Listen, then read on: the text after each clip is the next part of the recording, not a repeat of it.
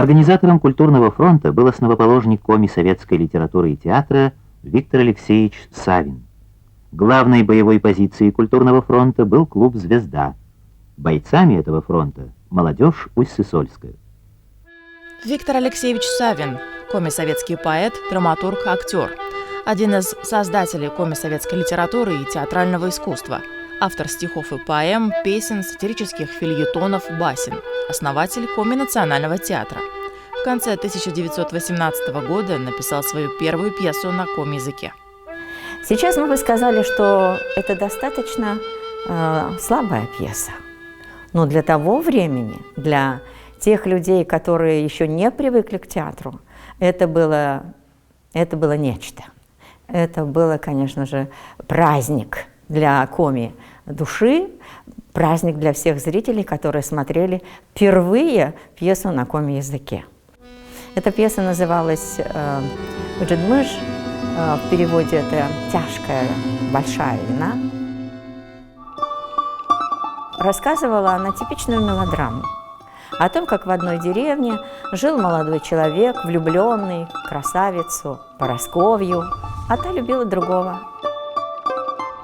А в главного героя была влюблена другая девушка, сиротка Марина.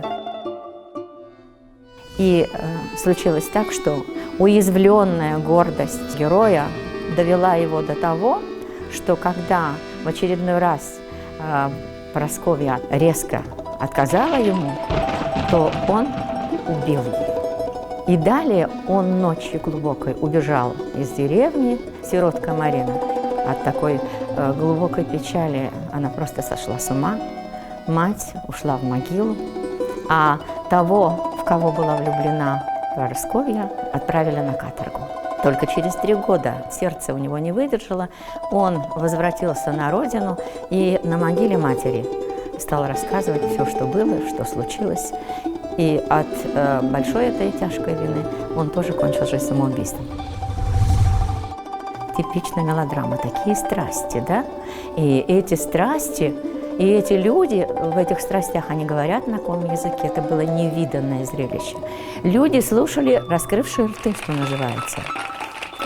Они не замечали ничего, каких-то там огрехов в актерской игре, они знакомились с искусством театра, они понимали, что присутствует при явлении, при появлении нового искусства на коми-земле.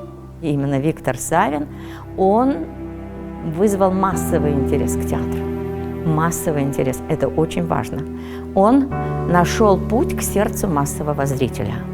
Виктор Савин продолжал писать пьесы и вскоре создал целый репертуар. В 1921 году он организовал первую национальную группу «Сыком-Тевчук», что с коми означает «театральная группа, играющая в Сыктывкаре». Впоследствии Виктор Савин предложил самодеятельный театральный коллектив сделать профессиональным. Приехали из Москвы 2 специалиста, режиссер и композитор, который учил петь.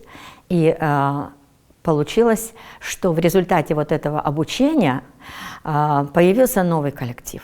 КИПТ сокращенно, а по-русски это будет коми-инструктивный показательный передвижной театр. Театр имени Савина отсчитывает свой возраст именно от создания КИПТа в 1930 году.